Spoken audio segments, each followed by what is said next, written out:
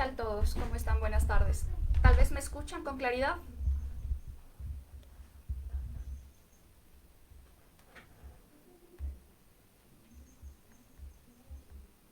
Bueno, vamos a arrancar con un nuevo capítulo de nuestro podcast Derecho Administrativo en Cristiano. Y es importante que vayamos ubicándonos un poquito en los temas que vamos a ver el día de hoy. Concretamente, quiero abordar los sujetos del procedimiento administrativo. Para ello es importante que identifiquemos que dentro de cualquier proceso o procedimiento administrativo, lo mismo que ocurriría en algún trámite judicial, es necesario identificar cuáles son las partes. Tenemos entonces el caso del sujeto activo, que siempre va a ser, para efectos de un procedimiento administrativo, la administración pública, que es quien adopta la decisión pública. En otras palabras, quien toma la acción dentro de los órganos públicos en aplicación de la reserva que está contemplada en la ley.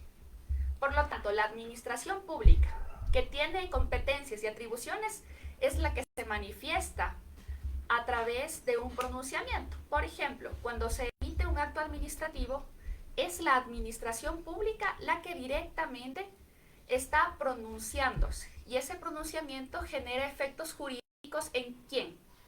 En la siguiente parte o en el siguiente sujeto del procedimiento, siendo este el sujeto pasivo. El sujeto pasivo entonces toma el nombre de administrado, que es a su vez la persona natural o jurídica que está sometida a la decisión administrativa tomada por el sujeto activo, o sea, por la administración pública. Entonces, identificamos de entrada dos partes: sujeto activo y sujeto pasivo. Sujeto activo, el que adopta la decisión. Sujeto pasivo, quien está sometido a dicha decisión. ¿Por qué es importante que los identificamos? Porque regularmente se identifican siempre durante un proceso o un procedimiento administrativo estas dos partes. Ahora, podría darse el caso de que además de los dos mencionados exista también un sujeto adicional llamado tercerista o coadyuvante. ¿Y qué tiene la característica? En todo caso es el tercer interesado, al que le corresponde tal vez dar una opinión, un criterio, el que quizás no directamente, pero sí indirectamente sufre una afectación por medio de ese pronunciamiento de la administración pública. Ahora, ¿qué es lo que regularmente nosotros como administrados, identificándonos como cualquier persona natural o jurídica que surte o que sufre los efectos de la administración pública hace? Por ejemplo, nosotros tenemos la posibilidad de hacer requerimientos a la administración pública. ¿Y esos requerimientos qué características tienen? Normalmente están investidos de un derecho de petición. Como yo soy un administrado, yo sufro un efecto, yo tal vez estoy con la intención de promover quizás un pronunciamiento de la administración pública, veo la necesidad de impulsarlo. Entonces yo sé cuál es la autoridad pública, cuál es el órgano competente, y me acerco a él a través de un requerimiento y le digo, por favor, necesito que se me atienda. Entonces, ¿qué tipos de requerimiento administrativo podemos identificar? Por ejemplo, las solicitudes, que son simple y llanamente el merecer, el requerir, el pedir a la administración pública que nos atienda con algo respecto de lo cual tenemos un derecho o creemos tener un derecho. Por ejemplo, si soy una persona que está instalando una casa, está construyendo, quiero tener el servicio de energía eléctrica. Yo sé que existe, en el caso ecuatoriano y concretamente en la ciudad de Quito, la empresa eléctrica de Quito. Y me acerco a esa administración y le digo, por favor, quiero solicitar un medidor de luz para instalar en mi propiedad. Y me dicen, sí, perfecto, usted puede acceder a ese derecho, pero ¿de qué forma puede hacerlo? Normalmente existe un formulario de adhesión. Entonces yo me voy a adherir a un contrato. Yo escribo, lleno el formulario, adjunto mi cédula de ciudadanía, mi papeleta de votación, los documentos que yo tenga para hacer uso de ese derecho. Porque normalmente este tipo de requerimientos debe cumplir con algunos requisitos. Además de llenar el formulario, ¿qué me pueden pedir? De entrada me me van a decir que me van a cobrar el medidor durante las próximas 6 facturas. Y si es así, entonces cuando me llegue a mí mi carta del pago de la luz, voy a ver reflejado el tema de la instalación del medidor.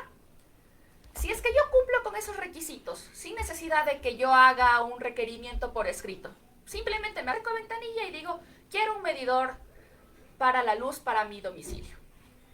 Lleno el formulario, adjunto mi cédula, tal vez me puedan pedir que consigne algún valor, de igual forma lo hago.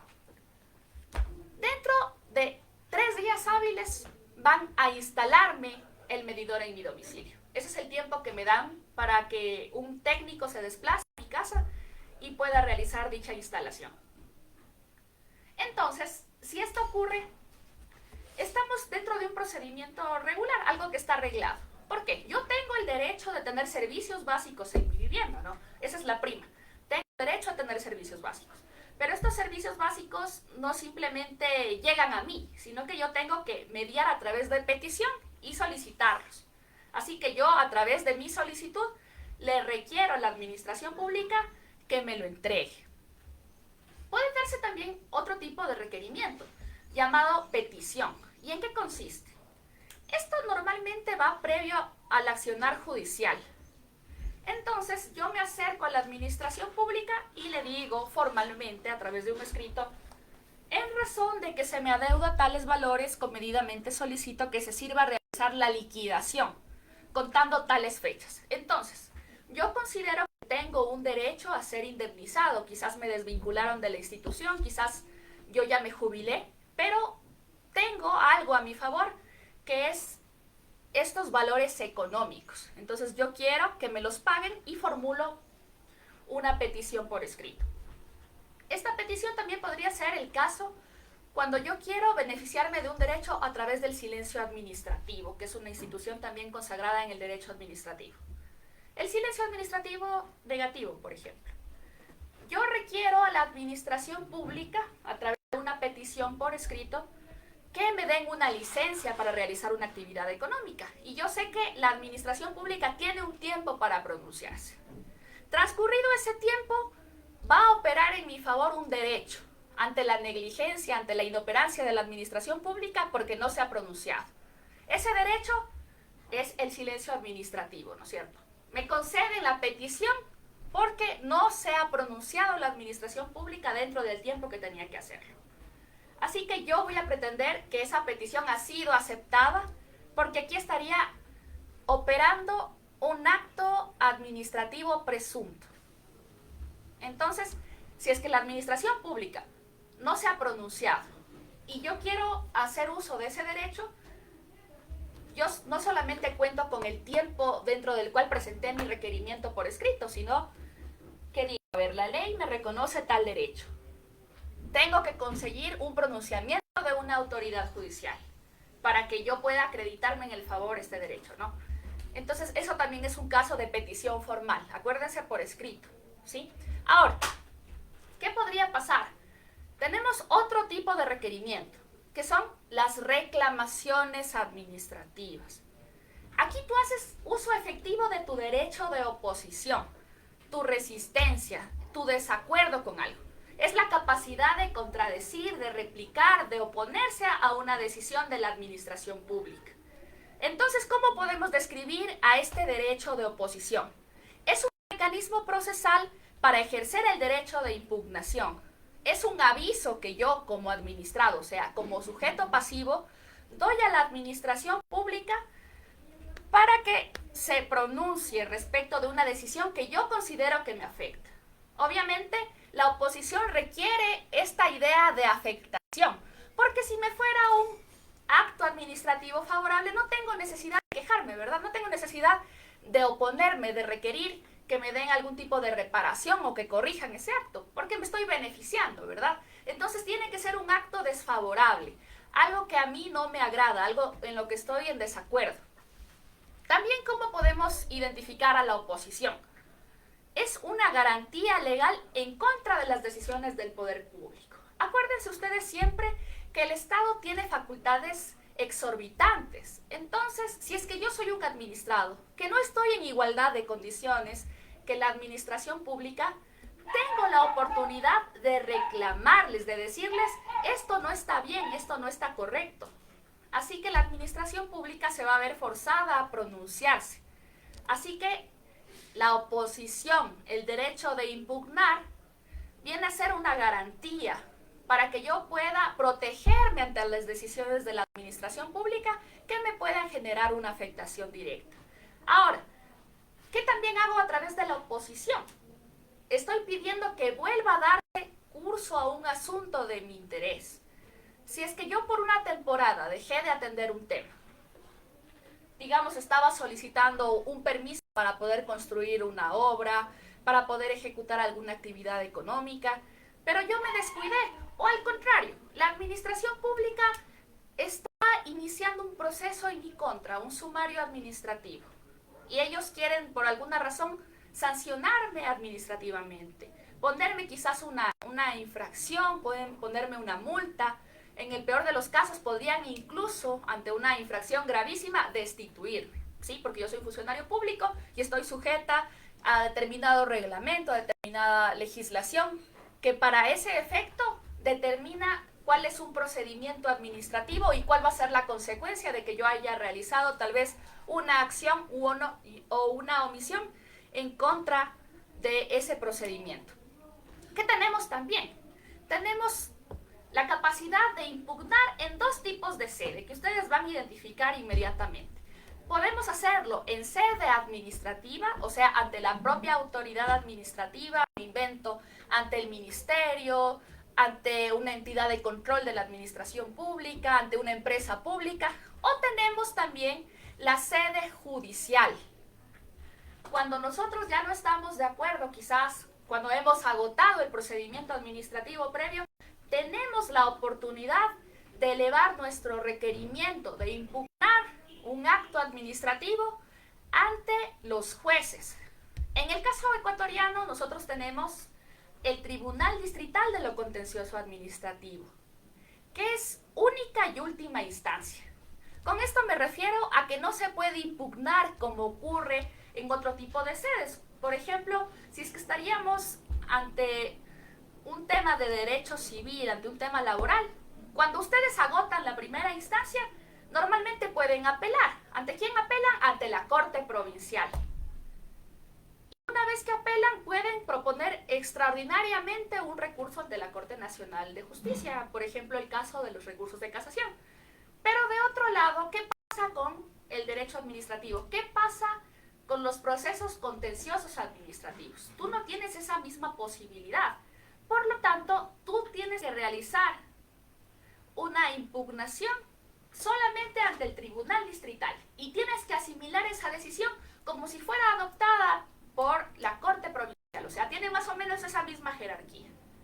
Y si es que estás en desacuerdo con la decisión judicial, puedes proponer extraordinariamente un recurso de casación, ¿sí? Pero siempre y cuando cumplas con determinados parámetros o conociéndoseles también como causales. No puedes simplemente proponer el recurso, tienes que ajustarte a parámetros que la propia ley te da. Ahora, ¿qué pasa con otro tipo de procedimientos que el administrado puede promover? Tenemos el caso de la denuncia administrativa y de la queja administrativa, que es importante que hagamos aquí un paréntesis porque muchas veces se los puede asociar como temas sinónimos, ¿no? Tú puedes decir, una queja y una denuncia es lo mismo. Pero por favor, ubíquense en esta esfera contenciosa administrativa. Esto quiere decir, nos olvidamos de la esfera penal. Porque una denuncia en derecho penal tiene otro tipo de parámetros, otro tipo de requisitos, otro tipo de alcances, ¿no? Normalmente, ¿qué haces tú con una denuncia administrativa? Tú promueves un procedimiento administrativo, o sea, en sede administrativa, para obtener un pronunciamiento de la propia autoridad administrativa. Ejemplifiquemos. Una denuncia involucra que yo no estoy ligado directamente al proceso administrativo, sin embargo, identifico que algo está mal. Por ejemplo, soy un ciudadano proactivo, soy una buena persona y yo digo, algo aquí no está bien. Digamos que voy a realizar el mismo trámite que les puse en ejemplo.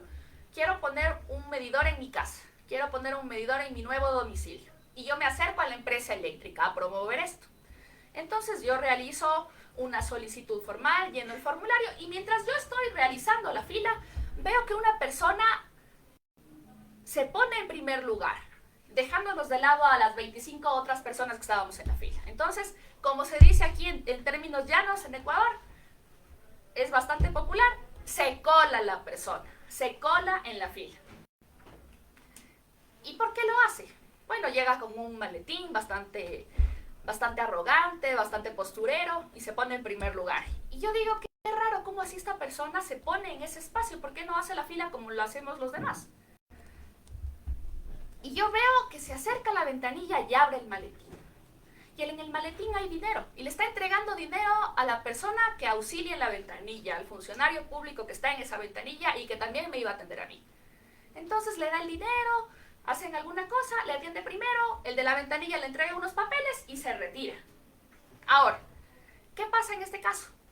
¿Qué es lo que observamos? Que esta persona está procediendo de forma incorrecta. Y yo, como soy una ciudadana de bien, digo, no, esto no se queda aquí. Yo voy a poner una denuncia administrativa. Y es lo que hago.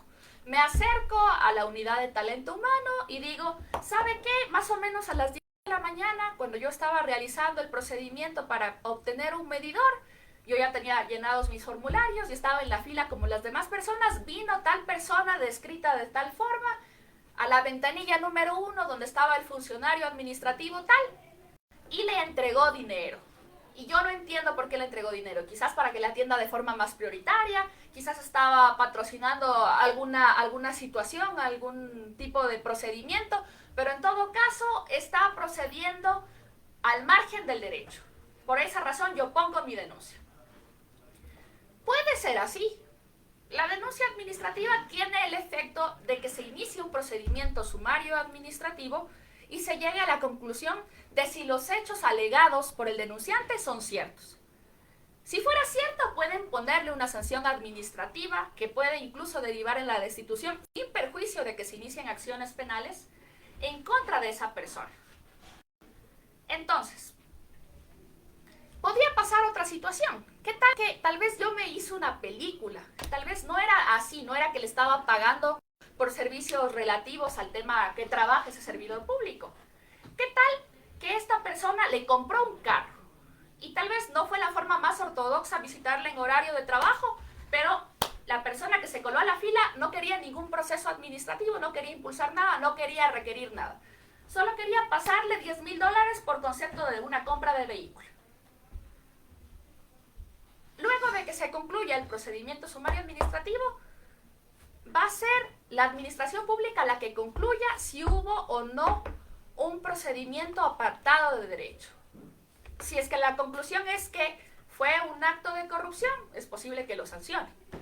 Si es que la conclusión es que no tiene nada que ver, que al contrario es un hecho al margen, que simplemente esta persona estaba cobrando por la venta lícita de su vehículo, tiene los contratos, tiene todos los documentos notarizados, no va a prosperar esa situación y simplemente se va a rechazar la denuncia, ¿no?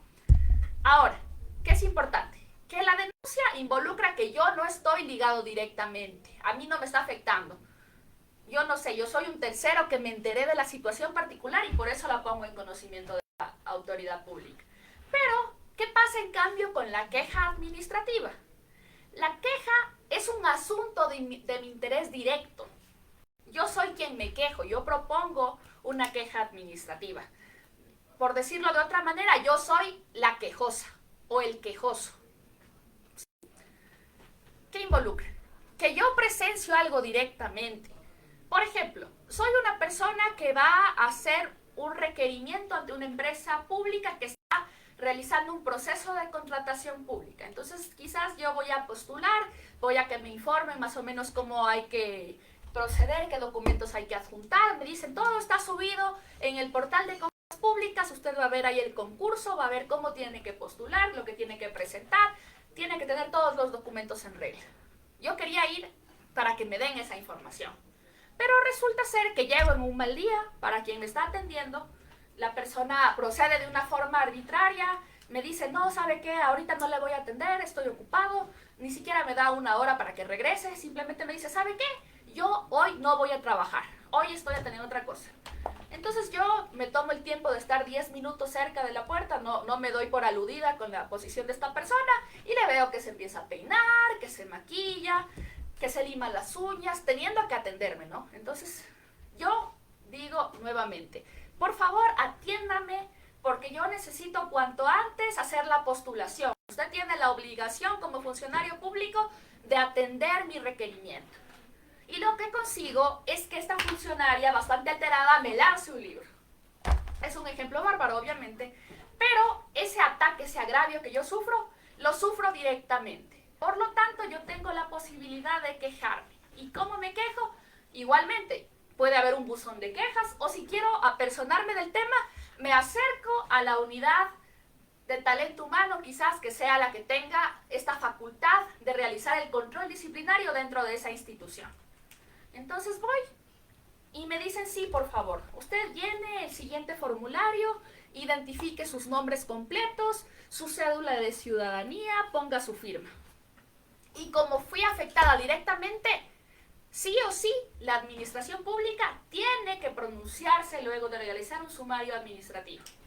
Entonces, en el caso de la denuncia, la administración pública puede optativamente elegir si se pronuncia o no se pronuncia. Pero siempre que medie queja administrativa, la administración pública obligatoriamente tiene que pronunciarse. Otro ejemplo, ¿qué pasa cuando ustedes acceden al servicio judicial? Van a la función judicial y piden, por ejemplo, que le den un expediente, pero te dilatan innecesariamente. Te dicen, hoy no te voy a atender, hoy estoy ocupado, hoy no tengo posibilidad. Te dicen, regrese otro día. Bueno, tú estás tal vez de buena actitud, no tienes ninguna urgencia, regresas otro día. Cuando vuelves, les dices, por favor, ahora sí vengo, necesito este procedimiento, tal vez usted tiene este número de juicio, necesito sacar unas copias simples, y te siguen dilatando innecesariamente. Llegas en otra ocasión y ya te maltratan, te insultan, te gritan, te dicen que te vayas, que eres una persona desocupada, que cómo así estás impulsando, que qué interés tienes de por medio. Tú acreditas ser el abogado en libre ejercicio que está patrocinando tal causa, pero aún así recibes todo tipo de improperios por parte del funcionario judicial.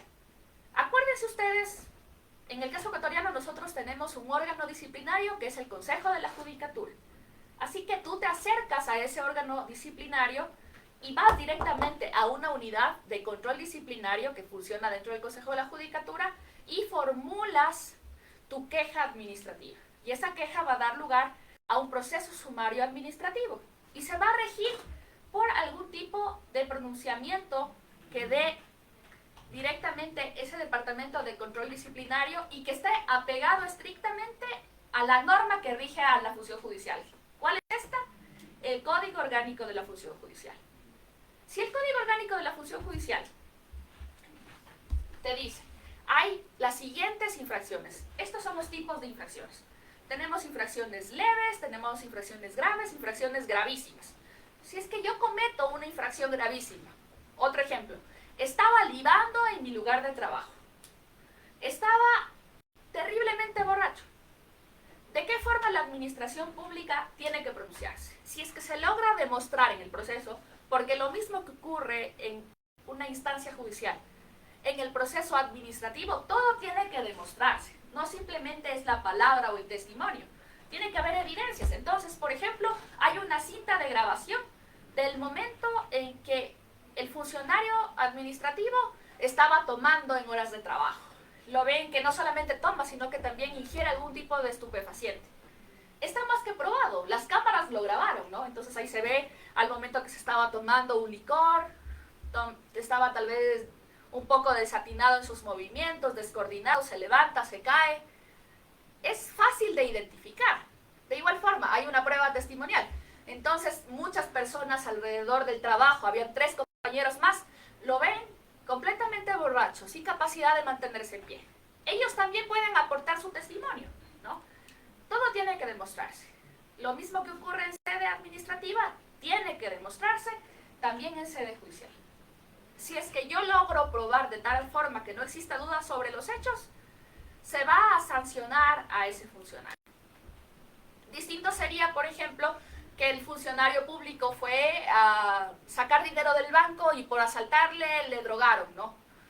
Entonces, esta persona estuvo bajo efectos de estupefacientes, pero no fue por su propia voluntad. Si él logra demostrar que tal vez le drogaron, le pusieron escopolamina mientras él se dirigía a su trabajo luego de pasar por el banco, todo tiene que demostrarse. Le hacen tal vez un examen toxicológico, pero concluyen que fue más bien que estuvo drogado por consecuencia de esa afectación por parte de los delincuentes, más que por la propia voluntad del funcionario público.